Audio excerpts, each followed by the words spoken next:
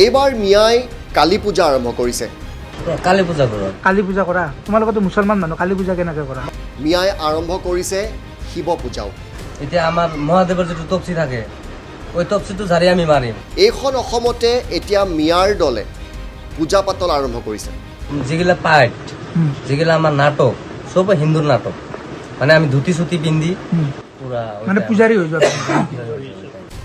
সনাতনী নিয়ম নীতি আৰু কালী পূজাৰ সাজ পোছাক পিন্ধি হিন্দুৰ বেগ ধৰি পূজা অৰ্চনা কৰি থকা এয়া মিয়াৰ দল।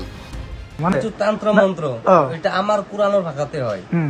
কোৰাণৰ ভাষাটো মানে মহাদেৱৰ যিটো তপচি আছে, মানে দেও দানৱ যিগিলা মানে এই দিনত হলে মুছলমান, ৰাতি হলে হিন্দু। তোমালোক দেও দানৱটো যে আছে, দেও দানৱটো আমাৰ সেই মন্ত্ৰ খেলাব লাগব না, সেইটো এতিয়া আপোনালোক লাগি আছে। এতিয়া আমাৰ মহাদেৱৰ যিটো তপচি থাকে ওই তপচিটো ঝাৰি আমি মাৰিম। ঠিক আছে, মানে ৰাতি হলে হিন্দু হোৱা তোমালোক? মুছলমান হয়তো মাৰবা নোৱাৰিম না, ৰাতি হিন্দু হোৱা? আমি ওই কামৰ টাইমত কামৰ টাইমত হিন্দু হোৱা, দিনত কি হোৱা? দিনত আমি যে মানুহ সেই মানুহ মুছলমান হোৱা দিনত, আৰু ৰাতি হলে হিন্দু হোৱা। সেই মানুহ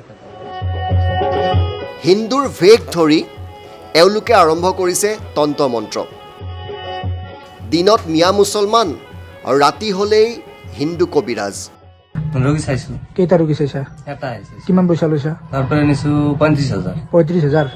আৰু সকলোকে ডাঙৰ কথা, সংখ্যালঘু এলেকাকেই এওঁলোকে বাছনি কৰিছে এই পূজা পাতলৰ বাবে। ভণ্ড কাৰবাৰ আৰু অন্ধবিশ্বাসৰ জাল পাতিছে তেওঁলোকে।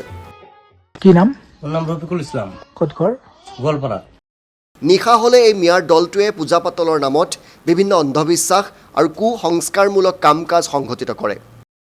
চাওকচোন কিদৰে পূজা পাতলৰ নামত এগৰাকী ৰোগীক এনেদৰে শুৱাই তন্ত্ৰমন্ত্ৰ কৰিছে। মিয়াৰ দলটোৱে স্বীকাৰো কৰিছে যে দিনত তেওঁলোকে মুছলমান, ৰাতি হ'লে হিন্দু। কেনেকৈ পাৰা? তোমালোকে মুছলমান মানুহ, তোমালোকৰ গাত এই হিন্দু হয় কেনেকৈ? এতিয়া মানুহৰ সনাতনী কেনেকৈ হোৱা?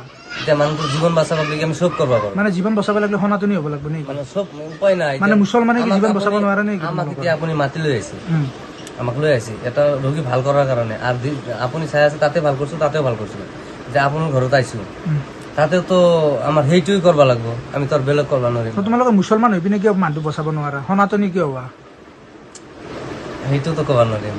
মানে কি কাৰণে মানে সেই কালী পূজা কৰা তোমালোকে? ইমান শিক্ষা আমাৰ গুৰু আমাক দিয়া নাই। তোমালোকে মুছলমান মানুহ, তোমালোকে কালী পূজা কৰা মানে কেনেকে? পূজা ওইটা আমাতে কৰো। কালী পূজাটো হিন্দু মানুহে কৰে, হিন্দু মানুহে কৰে, কিন্তু পাঠটো যে আমাৰ পূজাৰী, পাঠটো পূজাৰী মানে নাটক কৰা তোমালোকে নেকি? পূজাৰী এখন নাটক তোমালোকৰ, গোটেইখন নাটক পুৰা একেবাৰে নাটকটো পূজাৰী।